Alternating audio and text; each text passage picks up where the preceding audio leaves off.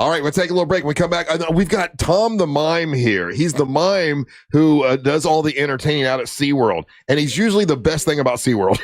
He's one of my favorite things about SeaWorld. We're going to bring him in. I think we got some barbecue here as well to promote and to talk about the upcoming Cure Bowl that we're going to be a part of. We've got, I see you over there already eating, Ryan. Is it good? I see you munching down on some barbecue. Yeah, he's chowing. Yeah, he's got his mouth full. That's why I asked him.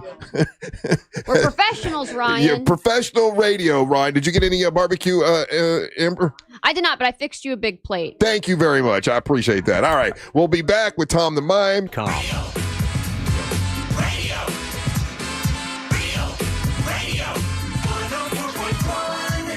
All right, welcome back to the Monsters Morning Drill Radio 104.1, broadcasting live on iHeartRadio. All right, well, we got folks here from the Cure Bowl. I know we got Tom the Mime is here, and we've got barbecue. Big thank you to Jack's Barbecue for bringing us barbecue. It's amazing. And there's Tom. Come on in, good. Tom. How you doing, buddy? So good. We'll set you right here. What's that? I can talk. You can talk. All right, we'll sit you right near the microphone then. That's Go ahead perfect. and have a seat. Perfect spot for that. Okay, so first off, the Cure Bowl is coming up, and we have been invited. I'm so happy to do it. It's going to be great. Normally in the end zone, they used to call it the zonies. This year they're calling it the pinkies because it's the Cure Bowl, and of course people wear pink to remind you about breast cancer. And we're going to be there, and Jack's Barbecue is going to be there with. Am I correct here? Is it a free barbecue provided by Jack's? First 200 people, free barbecue. That's awesome. To the tailgate party, we're all going to be there. Now, we've got Tom the Mime here. Tom, how are you doing? I'm doing awesome, man. And how are you involved with the Cure Bowl? Sean here. He emailed me one time and asked me if I wanted to be involved. And he didn't know I was a cancer survivor myself. I did not know that either. Yeah, I had stage 3 melanoma a while back. Yeah, and so I was completely on board of this. I was like, that was a no-brainer for me. Yeah. So you always want to give back when you've been healthy. Exactly. So Tom, tell me, how long have you been working with? Are you still working with SeaWorld? Yep. How long? 2 days a week. How long have you been working with SeaWorld? Oh wow! I had the audition August 1990. 1990. Wow. 35 years? 35 years. It is listen, it is my favorite thing about going to SeaWorld.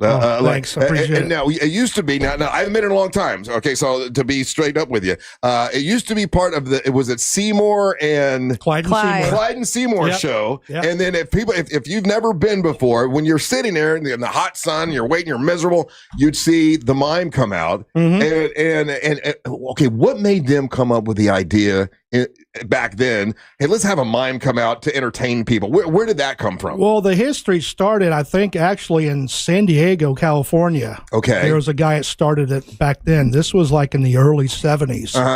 And then Orlando kind of came on board with it. And okay, I'm trying to think of, like, as a kid, I used to go to SeaWorld as a kid. I don't know that I can remember a mime. I think you're the first one I remember, but maybe I'm wrong. Was there a guy before you? Or? Oh, yeah. There was. Len Fry. He was there for a long time. Tall, slim, redhead. We never get confused because I'm completely opposite than tall and slim. Yeah. So he was there about 2 years before I started, but even before him, there was a guy named Billy Scadlock. Okay. There was some other guys there. So there've been other guys that have done it. Okay. But I came on in the early 90s. And so when what made you decide to be a mime? That's not something little people decide to do. Well, everyone asked how I got started, and the funny thing is I almost didn't go to the audition that day because I'm one of these. I didn't like mimes. I was anti-mime, to be honest with you. Isn't it like that's a stereotype, right? Yeah, I thought mimes were annoying. I'm like, I don't want to go do this. But a buddy explained to me they're a little different at sea. They don't do the wall and rope thing and all that. I'm like, okay. He goes, all you do is make fun of people. I'm like, okay, that don't sound too bad. It's comedy. It's comedy without saying anything. Yeah. And you always, every time I've been, get a huge laugh. People get a kick out of it. Now, you do make fun of people, and not everybody. I always use the phrase "have fun with people." Have fun, okay. Yeah. So you have fun with people. Some folks, I have learned, don't have a sense of humor. Unfortunately, that goes with the territory. Right. So, can you remember the first time someone got upset about something? Explain to the audience what's one of the things you would do in order to have fun with somebody. Let's see. Well, I did have a guy actually take a swing at me one time. Ooh. I was making fun of him. I'm known for picking on the big guys. What did you do that made him so mad? You know what? Get me out of this box, Mime. So, but usually the people that are upset, they're there they're upset the minute they come into the park already. Well, I've seen you do the bit where you're trying to help them to the seat and you make them go all the way around. I think it might have been taking the girl away from them. I think it might have been that one. That's one of my signatures where you kind of hold hands with the girl and actually you act like you're going to have them go up the steps and you get him to go up first. Commit to go up first, and then when he's taken off, you just take off with the girl. That's like a signature. I've always done that one. I think it was that one. And some insecure guy probably. Yeah. So he almost took a swing at you. Yeah, that was a long time ago. But to be honest with you, ever since I kind of exploded on the internet, very seldom I get people upset. I was going to ask if you were in that viral video I've seen. I really like it. It's all the women and they're pushing the stroller. They have the backpacks on and the guy isn't helping. And you it was that video that got things going. I had, in fact, I had a friend of mine text me.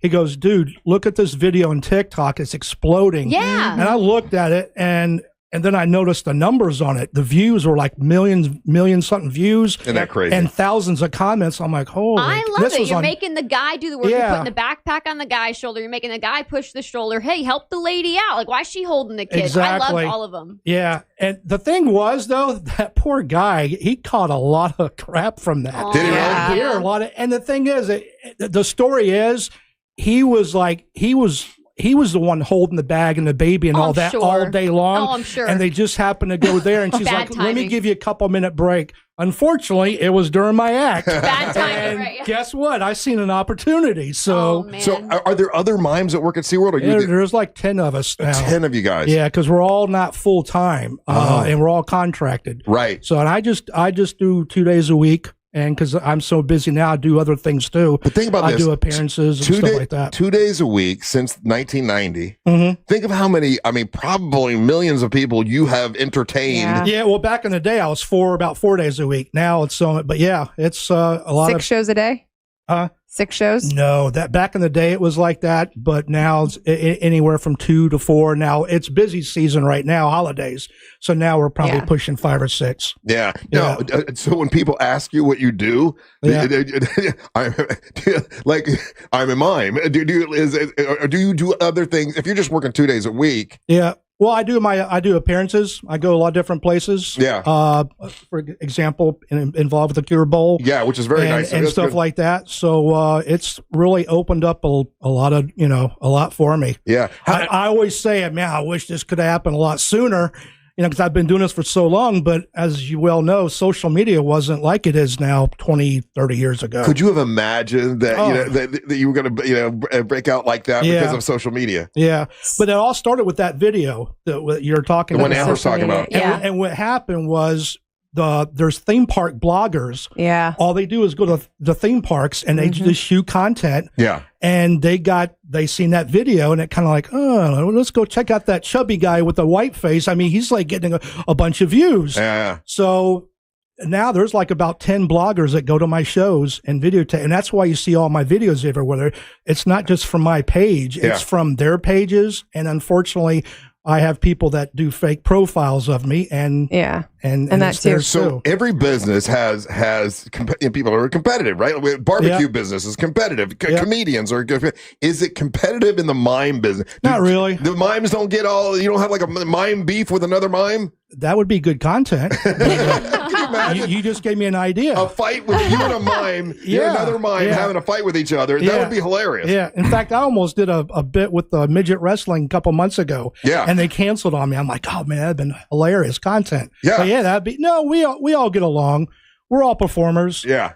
So how many people have you kissed? Because I've been that's one of my favorites too. When you turn around and you kiss with them, and I was like, whoa, okay. And since COVID, I haven't seen that one. Oh yeah, I do a lot of kissing. Does that sound right? I do a lot of kissing.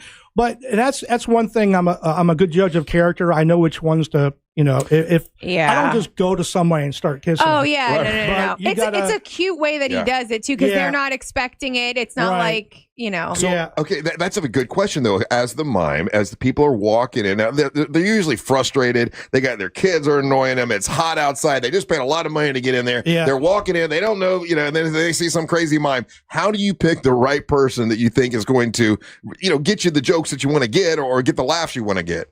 Again, I've been doing it for so long. I'm a good judge of character. I can actually look at somebody and I can, they got a good sense of humor. And there's other ones completely opposite. I look at them like, okay, I ain't going near them. Okay, so you're looking at this. They are just not. You see Angel over there. You see Angelique. You see Ryan. I met Angel in the bathroom, by the way. Hey. So that's gonna be my thing. Everybody's just like, "Oh, did you meet the guys at Real Radio?" I'm like, I met Angel in the bathroom. I actually did. Who would you pick the goof on in this group? I always head to the big guys. Yeah. I'm kind of a bigger guy. So you and Angel would be like perfect guys to mess with. Yeah. And you probably seen with the baldness thing. I always go to guys with the bald head. Good call. I kiss their head and all that. So that's one of my little signatures. Very cool. So I would do it. And kiss I would Russ's head. kiss Russ's head on camera. So kiss anything you want. Whoa. So when we do our tailgate party for the Cure Bowl, and that's why you're here. I want to get back to because we'll take a break and we'll bring the folks in from the Cure Bowl. But when we do that, are you going to be at the tailgate party with us? Yeah. You are? Okay. I'll be there. We have a mime and a tailgate party. That's badass. I don't think we've ever done that before. And barbecue. There you go. All that goes together. Yeah, it does all go together. So you said you do other events, like other than because when you're at SeaWorld, how many people fit in that? About up to 3,000. 3,000 people. A full stadium could be about 3,000. So you're playing to 3,000 people every time you do that. Mm-hmm. Is it still Clyde and Seymour? It's Clyde. Yep, Clyde and Seymour. Okay. I love that show. Oh, I do too. It's so cute. Well, now we're doing the Christmas show, and it's funny because I'm a little older now. I'm got some weight on me. Pretty much, before all the Christmas shows, I just do my pre-show for 12 minutes and then I'm out of there. But now they got the mimes in the Christmas, the trainers. Oh, okay. In the actual show. So I'm doing my 12-minute pre-show and then I go right into the regular show and then I have to do photos and stuff afterwards. And I'm like, man, I'm whipped afterwards. Do you ever get mad at the seal actors because you're like, I just crushed it and you guys are phoning it in right now? Clyde is really dropping the ball. Exactly. Yeah. Not really. They actually haven't been cooperating lately. The sea lions. I'm not sure if it's really if it's like a breeding season thing. Sometimes when it's breeding season, they kind of. They don't want to perform. I haven't been there in forever. Do they even say the word Shamu anymore? Is Shamu even said or no? Yeah. Oh, they're still. You know what? I think so. He doesn't. That's a total different part of the park. That's a whole different world for me. I'm over. Obviously the sea lion. Clyde and Seymour. But I don't know. I've always been Team SeaWorld for sure. I always liked stuff at SeaWorld, but I liked it when Shamu did flippy flips and stuff. I mean, if he can do it, let him do it, for God's sakes. That's what I say. They haven't done that for a long time. I know they haven't because of I that know. Blackfish thing, but I think that's ridiculous. Listen, they were born in captivity. This is all. That's what they can do. Let them do what they do. Yeah. If I was Shamu, I'd be pissed. Used to be, I got applause. Now I can't get nothing. Things have calmed down a while. Are they good? And I always, like I said, my thing is good vibes. This is my saying. Yeah. And I always push good vibes, and that's what I'm trying to do at SeaWorld. And with the Cure Bowl. Yeah, and the Cure Bowl. Everything I do, it's got to be. I stay away from all the negativity myself. I don't blame you, bro. And that's why I love you guys, because I listen to you guys, and you guys are exactly the same. You guys bring in good vibes like I do. I appreciate it, brother. Thank you so much. We're going to take a little bit of break. Thank you for coming in. Thank you for inviting me. I want to talk about the Cure Bowl. We've got some other guests here. We'll find out about the Cure Bowl, find out about Jack's Barbecue, who's going to be providing barbecue for us that day. And they're telling me that I got a buddy of mine that I went to elementary school with. Is here. Is Russell McLean? Is that him? I want to talk to him. This is your life, Rush. Welcome. I'll bring him in too. Let's see what he remembers about me and I remember about him. So we'll do that. When we come back, don't go anywhere. You're listening to the Monsters of the Morning. Thank you, buddy.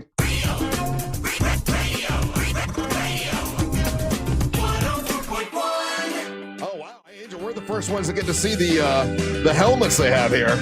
for the Cure Bowl. Cure Bowl coming up on December the 17th at Camping World Stadium, and we've been invited to be a part this year. And not only are we going to be in the end zone section, they're calling it the Pinky section. You'll be like in the end zone, you know, a great place to sit. It'll be a party area. First 200 people are going to get these hats. We all put our hats on. They're very cool. And the first 200 people are going to get some barbecue from Uncle Jack's Sauces and barbecue. And man, we've just been. I mean, that is some great barbecue. What'd you get, Angel? I got the chicken, and then what was that? Brisket? Is that brisket? No, that's not brisket. What is that? Sliced pork. Sliced pork. Yeah. I'm sorry. I apologize. Yeah, and then with that fantastic sweet sauce that they had out there, that mac and cheese is ridiculous. The mac and cheese is great. I like the beans. Yeah, have you ever done? I don't think I've ever done beans that way. No, neither have I. Yeah, and it was delicious. absolutely awesome. Sean is here, and he's from Uncle Jack's Sauces. And so tell me, what is that? What were the beans? Because they're talking about those. I didn't get one.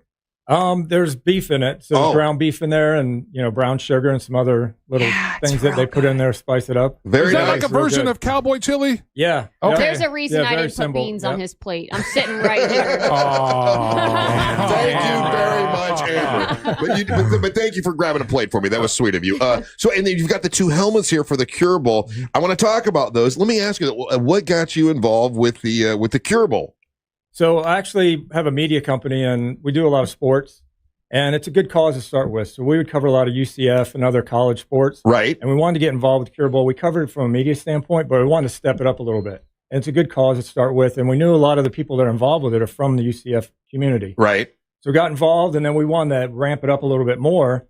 And, just started getting involved more and more. We want to take it to a different level. And then last year, actually, became very personal because my uncle got diagnosed with pancreatic cancer and died 5 weeks later, right before the bowl game. You know what? My sister died of pancreatic cancer, and so I know the horror of it. It can happen so quickly, and it's so bad. That's why I started a nonprofit to help people get cancer screening, because pancreatic cancer is one of those things that it's quite unusual, but when you get it, it's bad news. Yeah. So I feel you on that. That's I'm sorry about your loss. Appreciate it. You too. Yeah. And it just became something you become passionate about.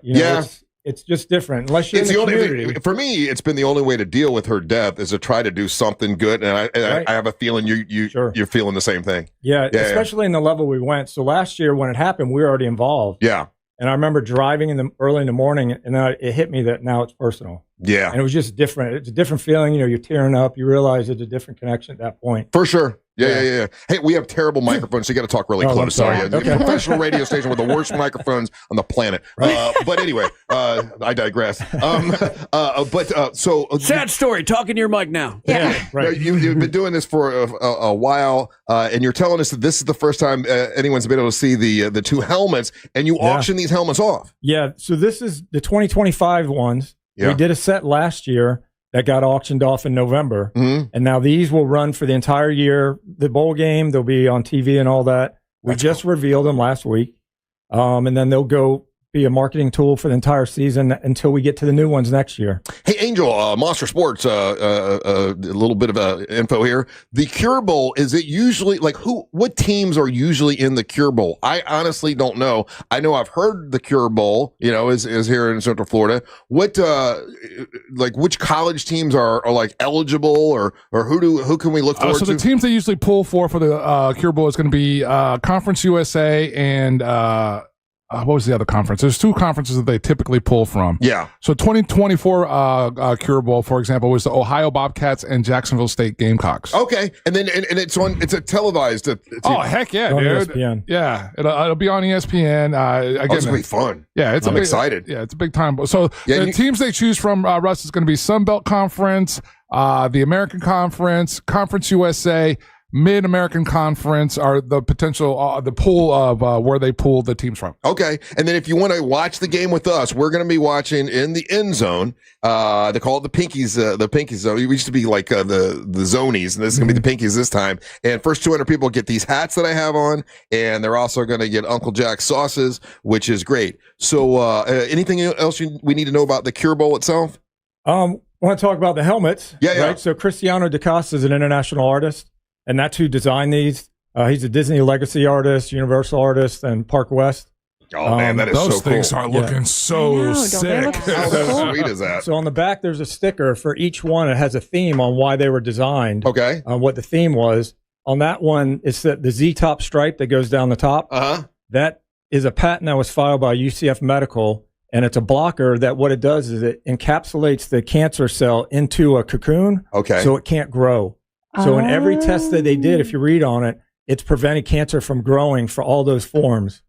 And then each of the helmets have different strong, different positive messaging on it that's graffitied in there. And when you auction these off, what do they typically go for? So last year's went for $3,000 each. This one, because the level of them, they're going to start at $3,500. Can I see that one? I want to put up to camera so our audience can see. If people want to get in on the bidding, where should we direct them? Curebowl.com. They'll have a link once that comes available. All right. The one that Russ you have in your hand now is gold because it's symbolic of pediatric cancer. That's the gold ribbon. So we did that one to really embrace the families and kids. In the light, dude. And it has all the messaging. We even put on there. There's a word courage on the back. We even spelt it wrong intentionally. So it'd be like a little have a kid's theme. But I actually didn't notice, which is sad. How many different helmets did you guys end up having to make altogether? We do 2 each year. It's just 2 helmets. Okay. Yeah, we're making a third one that will travel, and that one's going to be an Orlando versus Orlando versus cancer theme. Yeah. Which will have like the community things going on in it. And that will stay around. So, Sean, and of course, you work with you own the barbecue company, right? Yeah, with Russell. And you have a partner. Yeah. And it turns out that your partner and I went to elementary school together and junior high school together. And I think maybe we went to Edgewater together. Yes. I don't remember that. I remember the early years. And I do have a specific memory about Russell. Is it okay? He owes me $20. No. Let's go ahead and bring in Russell McLean, who is your partner. Yeah. And he lived in Eatonville. Is he related to John McLean? He is not. I don't think so. Hey, buddy, how you doing, man? Look at you. Okay, let's go ahead and set Russell down here.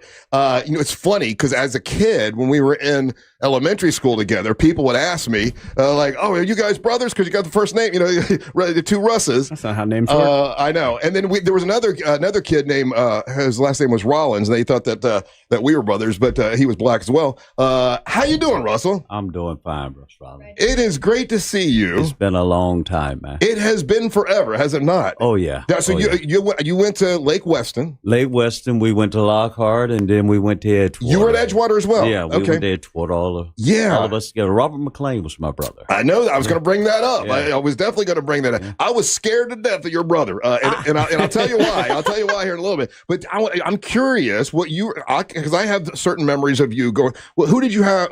I know we were in the same class together. I think in the 3rd grade, maybe. I love that you remember this. I know. I'm pretty sure we were in the same class with Miss Campbell. Yeah. Miss Campbell. We were Miss Campbell in the 3rd grade together. Yeah. What other? Were we in any other classes? We had Miss Agnes Marilotta class together. Okay, I didn't have her, but a lot of my friends were there, like Tony Imbriani and Ernie Vega and all those guys. I think that was the only class, but we were so familiar with one another and roaming the halls of high school and junior high. We were great. Yeah, we knew each other pretty well. I was so afraid of your brother. Is he still with us? No, he passed away about 2.5 years ago. He played football and I played football. Yeah. And he was like the toughest guy in school for sure. And I remember just being so fearful of him. He almost got into a fight with Coach Robert Jones one time. Yeah. And I'm like, oh my God, what are we going to do? Robert McLean's going to kill him. I remember being scared to death. And I was scared of him so much. And then there was a football game or something. And he came over to me and he was like, hey man, I respect you. And it's so weird because I spent all that time being afraid of him. And then like one of the last things he said to me was a very kind thing. As your brother, were you scared of him? Like, did you see where people would be scared of the guy? Because he was a tough dude. He was quiet. Yes. He was quiet. And the thing about him is that's what made him, that's what a lot of people felt about him being quiet. That they say quiet people are the most dangerous ones. Yeah. Intimidating. Yeah, but I mean, he was a very loving person, but he was just quiet. He ended up being, yeah. But I was, for some reason, scared to death of the guy. And I was on the same wrestling team as him, and he was the toughest guy around. Oh yeah, he was tough. Now, I always wondered why you didn't wrestle as well. Look at my size. Well, wrestling was for every size, you know. Well, you know, I was. You were a tough guy. Yeah, but I was more so. Hey, I like to laugh. Yes, and I don't have that side of me to be rugged. So I'll let him handle that. And I'll just be me. You always were a funny guy, and everybody loved you. Yeah, I try to love everybody. That's the name of the game. You love everyone. That way, when someone has something to say about you, it's either nice or nothing at all. Yeah. And you lived in Eatonville. Yes, I did. And I lived in Kingswood. Yes. And I've talked about this before where there was that wall. You jumped across the wall. You jumped across the wall. And some places you weren't allowed. They didn't want you to jump. No. The Rollins family, you knew you could jump over. Right into the yard and go through the front. Yeah. And come out the back. Yeah, my parents allowed. And I know that sounds so antiquated for some people. They can't believe that's a thing or whatever. But back in the 70s then, it was a big deal. Okay, the black kids over there, if they want to jump over the wall here, it's cool. And everybody seemed, they seemed to like love our family, and we all got along very well. Is that your memory too, or am I making stuff up? No, that's her memory. And the thing about it is, like my mom would always say, Russes don't get in trouble. Not me, just meaning me. Russes, don't get in trouble. Yep. Yeah, we didn't. We didn't. Yeah. Well, it is such a pleasure. Congratulations on the place, by the way. The food is amazing. Thank you. And it's so good to see you after all these years. It's so crazy to all these years, yes. Now we're old men now, 60 years old. Yeah, we are. That we are. How long you been in the sauce game now? The sauce has been in my family for about 70 years. My dad's uncle was one of the founders of the Buffalo Hot Wings on the east side of Buffalo back in 57, 58, before I was ever born. So I asked my dad about 10, 12, 13 years ago if I could start a sauce. Oh, wow. And he said, yeah. And it was only one sauce. And we have 9. So I mastered the rest of the sauces out of that one. And it's taken some time. And it was a lot of hard work. But I also was grateful and humble for the fact that I have a friend by the name of Sean Russell that's helping me reach the goal that we're trying to reach. And I tell him all the time, thank you for chasing this dream with me, because it is a dream. And it's not for us. We've reached that point where it's not for us. It's to help anyone else that we can along the way. And that's the game plan about it. Helping anyone that we can help along the way. And like I said, he has a grandchild now. I have 2 grandchildren. And that's our goal, to leave something for our grandchildren. And it's not about us anymore, because we're at that age now where we're about to fall over.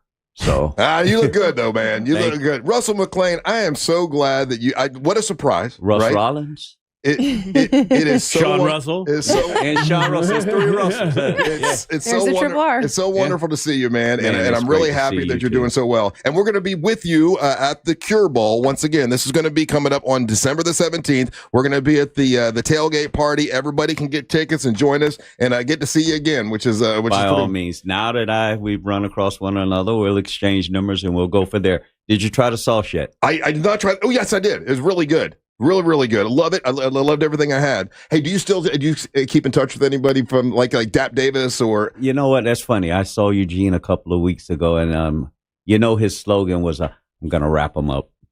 Yeah. And Eugene was a wrestler too, and he'd always rub his hands together when it's time for his match, and he'd say, "Hey, I'm going out there and wrap him up." Yeah, I stay in touch with a few of them. Charles Haynes and all those guys. I see a lot of them. That's very on cool. a regular basis, and I just try to keep in touch with a lot of people, because, like I said, we're all getting older and we're all falling apart. So it's best to stay in touch with one another. So at least tell them, hey, I love you. Yeah. Well, you know what? It's really good to see you, man. Yeah, you too. And I'd like to tell you I love you too. Well, I love you too, bro. Long time. It's good seeing you, man. All right, we'll take a little break. When we come back, it's time for the King of Denmark, Ryan Holmes, to make his daily proclamation. You're listening to the Mantra of the Morning.